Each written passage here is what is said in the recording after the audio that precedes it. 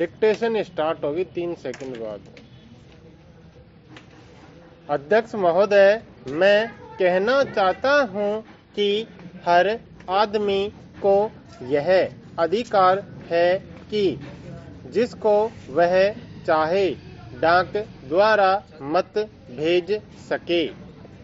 ऐसा तो नहीं है कि सभी मत किसी एक अधिकारी के सामने ही इकट्ठा करके भेजे जाते हैं। जहाँ तक इस बिल का संबंध है वह ठीक है, वह प्रारंभ में ही आना चाहिए था और मैं इसका समर्थन करता हूँ।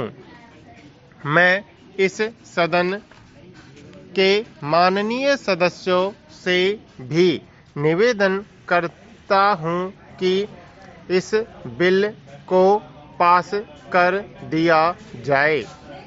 खेती में उन्नति न होने का कारण क्या है?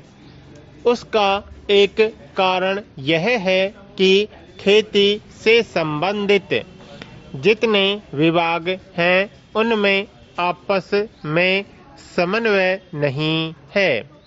खेती के लिए अच्छी खाद की आवश्यकता है, पानी की आवश्यकता है, औजारों की आवश्यकता है और धन की आवश्यकता है। इन सारी चीजों के लिए अलग अलग विभाग हैं। मालूम ऐसा पड़ता है कि उनका आपस में कोई संबंध नहीं है। वे आपस में मिलकर कोई योजना नहीं बनाते जिससे खेती की आवश्यकताएं पूरी होती। इसलिए जब तक उनमें आपस में तालमेल नहीं होगा तब तक खेती की उन्नति नहीं हो सकती है। दूसरा कारण यह है कि योजना की बिल्कुल कमी है। इसके अलावा कृषि कॉलेजों से निकले हुए जो स्नातक होते हैं, जो खेती की बातों को जानते हैं, उनमें से एक भी आदमी खेती करने के लिए तैयार नहीं है। सभी प्रोफेसर बनने के लिए तैयार हैं। खेती के लिए कोई भी तैयार नहीं है।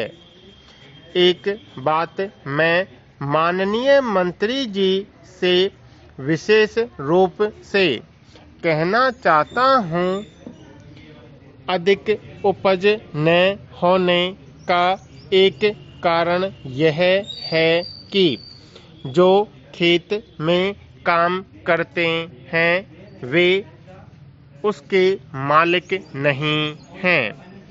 खेत किसी और का है और काम कोई और कर रहा है। इसलिए मेरा कहना यह है कि किसानों में जब तक यह भावना पैदा नहीं होगी कि यह मेरी भूमि है, तब तक अधिक उपज नहीं हो सकती है। इसके लिए आप जब तक भूमि सुधार नहीं करेंगे तब तक कोई बात बनने वाली नहीं है। दुर्भाग्य से इस देश में खेती करने वाले बहुत कम लोग ही भूमि के स्वामी हैं। खेती की उन्नति के मूल आधार हैं पानी, खाद, बीज, धन, उपज का उचित दाम और भूमि सुधार। इन सब की ओर कृषि मंत्रालय का ध्यान नहीं है। सरकार को प्रत्येक खेत को पानी और हर आदमी को काम देना सुनिश्चित करना चाहिए।